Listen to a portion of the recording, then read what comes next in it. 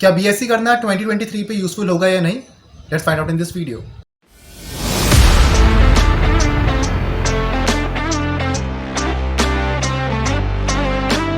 Hey guys, welcome back to this video. आज इस video में बात करेंगे कि क्या बीएससी डिग्री आपकी आज भी उतनी ही यूजफुल है 2023 पे या नहीं। क्या बीएससी को करना आपका उतना बेनिफिशियल होगा जैसे पहले हुआ करता था। तो इस वीडियो पे आज हम बात करेंगे। बीइंग अ बीएससी ग्रेजुएट, मैं कुछ आपको यहाँ पर इंसाइट्स दूंगा बीएससी के बारे में। कुछ हम प्रोस और कुछ कॉन्स के बारे में बात करेंगे और हम समझेंगे कि बीएससी करना आपके लिए 2023 पे सही रहेगा या नहीं रहेगा। तो बीएससी आपका एक नॉन प्रोफेशनल कोर्स है। बीएससी आप ऑनर्स के फॉर्म पे भी कर सकते हो या आप यहाँ पर जनरल बीएससी भी कर सकते हो। ऑनर्स के फॉर्म पे हम कैसे बात करेंगे, जैसे आप BSc physics, BSc zoology, BSc botany, BSc microbiology, BSc in forestry, तो इस तरीके से आप बीएससी ऑनर्स के फॉर्म पे भी कर सकते हो। एक स्पेसिफिक सब्जेक्ट के फॉर्म पे आप बीएससी कर सकते हो अपना। फिर आता है आपका जनरल बीएससी, जैसे मेरा यहाँ पर जनरल बीएससी था। जनरल बीएससी में क्या होता है, इसमें आपके दो सब्जेक्ट्स कॉमन होते हैं, जैसे आपका जूलॉजी और बॉटनी, देन आपका फिजिक्स और मैथमेटिक्स। ये दो सब्जेक्ट्स आपके कॉमन होंगे और एक आप यहाँ पर अपने पसंद का सब्जेक्ट यहाँ पर ले सकते हो अकॉर्डिंग टू द मेरिट जो भी आपके यहाँ पर बन रखी है। जैसे आपका ZBC होता है, जूलॉजी, बॉटनी, केमिस्ट्री, तो इसमें आपके 3 सब्जेक्ट्स होंगे जिसमें 2 आपके कॉमन होंगे और एक सब्जेक्ट आपको अपनी मेरिट की बेसिस पे मिलेगा एडमिशन के टाइम पे। वैसे ही आपका PCM होता है, फिजिक्स और मैथमेटिक्स आपका कॉमन होगा, बाकी chemistry, CS, IT, statistics, geology, geography, इसमें आपके यहाँ पर चॉइसेस होती है। तो इस तरीके से आपका जनरल BSc होता है। जैसे वैसे मुझे सेकेंड ईयर के बाद पता चला था कि मेरा जनरल BSc चल रहा है। कोई मेरे से पूछता था कि आपका क्या चल रहा है BSc में, तो मैं कहता था कि BSc केमिस्ट्री चल रहा है, क्योंकि मुझे लगता था कि मुझे केमिस्ट्री मिल रखी है अलग से, लेकिन ऐसा नहीं था।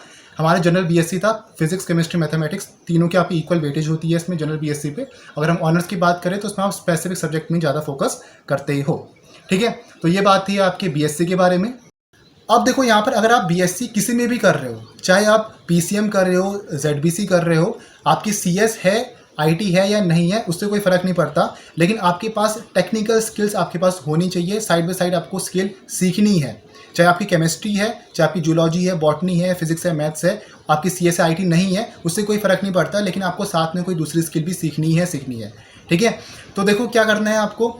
अगर आप कोई दूसरी स्किल यहाँ पर सीख रहे हो, एक मैंने वीडियो बनाई थी बहुत पहले, उसमें आपसे कह रहा था कि आपको BSc के साथ साथ कोई दूसरी skill like coding, web development या ग्राफिक डिज़ाइनिंग, इस तरीके से आपको सीखना चाहिए। लेकिन अभी मैं क्या कह रहा हूँ आपसे कि आप मशीन लर्निंग और आर्टिफिशियल इंटेलिजेंस जैसे कोर्सेज पे आप इन टाइम इन्वेस्ट करो, क्योंकि AI का फ्यूचर आपका बूम कर रहा है। अब क्या हो चुका है, आपका प्रॉम्प्ट इंजीनियरिंग आ चुका है, तो कोडिंग आपकी ऑटोमेट हो चुकी है, ChatGPT 4 तक आ चुका है। तो मैं आपसे बोल रहा हूँ कि आप टाइम इन्वेस्ट करो अपना किस पे, इन टाइप के स्किल को सीखने में। जैसे आर्टिफिशियल इंटेलिजेंस हो गए, AI की जो टूल्स आ रखे हैं मार्केट में, जो भी फ्री टूल्स है, अभी शुरुआत में आपको पेड करने की जरूरत नहीं है, जो फ्री टूल्स अवेलेबल है ऑनलाइन वो आप यूज़ करो। ChatGPT 4 का जो फ्री वर्जन है उसको आप यूज़ करो, देखो वो कहाँ तक हम उसको सीख सकते हैं, या आपके और जो AI के टूल्स हो गए वो आप वहाँ पर देखो, तो किस तरीके से आपका AI यहाँ पर यूज़ हो रहा है, मशीन लर्निंग किस तरीके से काम कर रही है। तो इन टाइप के कोर्सेज में आपको एनरोल करना है, ये स्किल्स आपको सीखनी है यहाँ पर।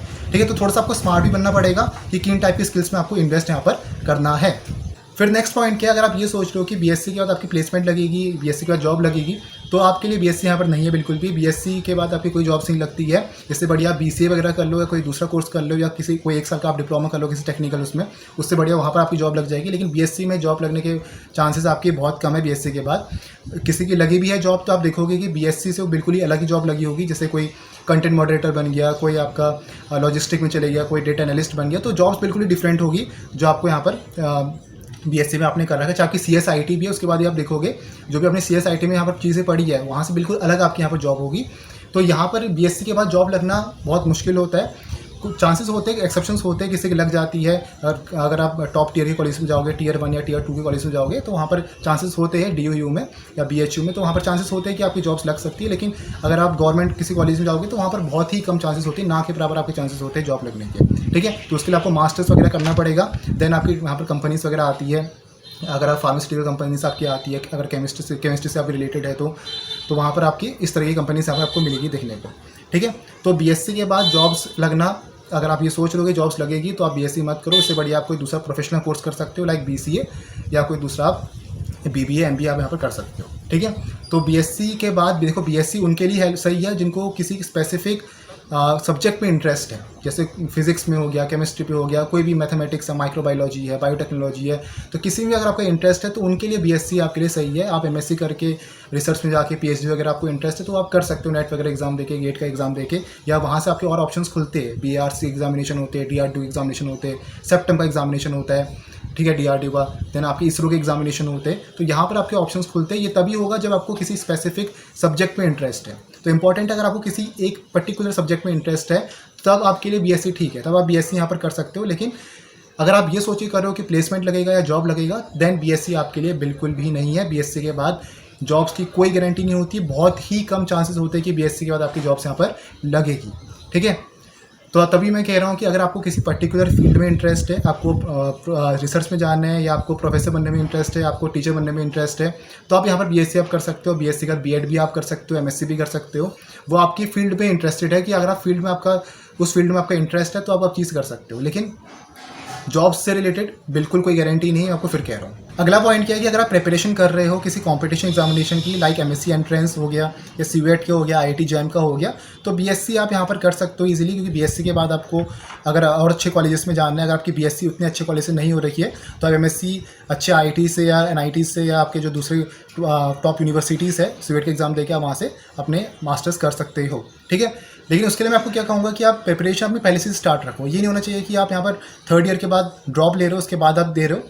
ले सकते हो, अगर आपको लग रहा है कि इस साल नहीं हुआ है तो उसके बाद दे सकते हो। लेकिन अगर आप फर्स्ट ईयर पे हो या सेकंड ईयर पे भी हो तो आप अपनी प्रिपरेशन अभी से स्टार्ट कर लो, सीवेट की या आईआईटी जैम की, तो आपके लिए बेटर रहेगा, ठीक है। फिर भी अगर आपको नहीं लग रहा है कि आपको लगा कि थर्ड ईयर के बाद आपने एग्जामिनेशन दिया नहीं हुआ, तो आप ले सकते हो सोच करके। लेकिन अगर आप फर्स्ट ईयर पे हो अभी या सेकंड ईयर पे हो तो अभी से आप प्रिपरेशन स्टार्ट कर दो। आप कोशिश करो कि पहली बार पे ही आपका जो एग्जामिनेशन है वो निकल जाए। तो ये थे आपके कुछ प्रोस और कॉन्स बीएससी के। इन शॉर्ट अगर हम समराइज करें तो बीएससी उनके लिए सही है जिनका किसी स्पेसिफिक फील्ड में इंटरेस्ट है, स्पेसिफिक सब्जेक्ट में अगर आपका इंटरेस्ट है तो आप बीएससी आपके लिए है। तो बीएससी के बाद एमएससी भी आप कर सकते हो। तो आपको बीएससी तक ही सीमित नहीं रहना, बीएससी के बाद एमएससी, नेट, पीएचडी। अगर आपका लेक्चरशिप में इंटरेस्ट है तो आपको नेट वगैरह एग्जामिनेशन आप दोगे, यहाँ पर असिस्टेंट प्रोफेसर फिर आप बनोगे। उसके बाद अगर आपका टीचर उसमें इंटरेस्ट है तो आप साथ में बीएड भी कर सकते हो बीएससी के बाद, या एमएससी प्लस बीएड भी कर सकते हो। तो ये ऑप्शंस आपके पास यहाँ पर है। तो अगर आपका किसी स्पेसिफिक फील्ड में या स्पेसिफिक सब्जेक्ट में इंटरेस्ट है तो बीएससी आपके लिए 100% यहाँ पर सही है, ठीक है।